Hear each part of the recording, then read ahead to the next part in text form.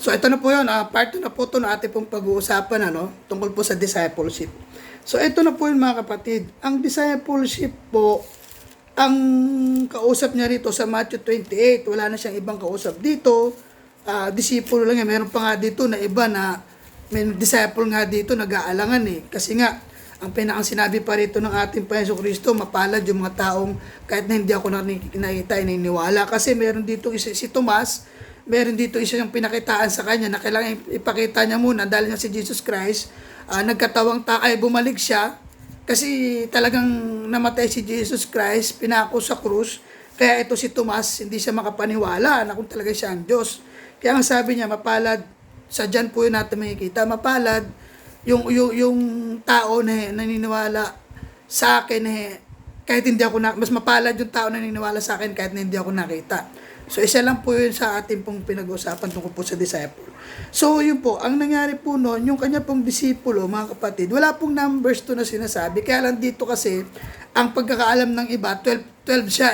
Actually, hindi na to 12 kasi si Judas wala na rito nung time na yon.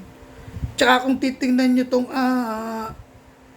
alam ko kung di ako nagkakamali, meron di kasi isang bahay itong kanyang pinuntahan yung sinasabi niya, yung nagpakita ng ating Panginoong Jesucristo sa kanyang mga disciple. Makikita po natin yan doon yung sa gawa.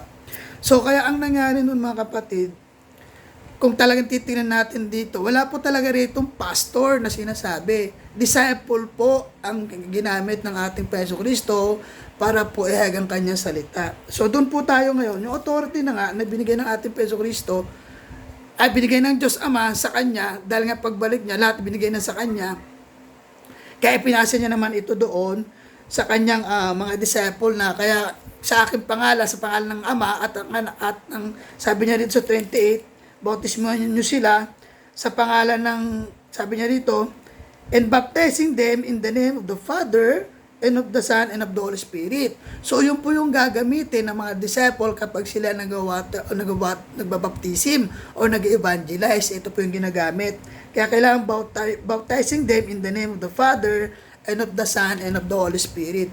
So, ginagamit lang po ito ang disciple para po gawin ito, i-practice gawin ito para doon sa mga tatanggap or kikilala sa ating Panginoon Kristo na sa ay magkaroon ng makonekta sila doon. Kasi nga yung kung babalikan natin yung nangyari kung babalikan yung aking YouTube, dito po yung Atrayan Saban po yan 4981, makikita nyo po na nandun po yung ating pinag-usapan. Kaya gusto ko po mag-aral din po tayo, magsaliksik tayo ng salita ng Diyos. So yun po yung mga kapatid. Kaya nga yung mga disciple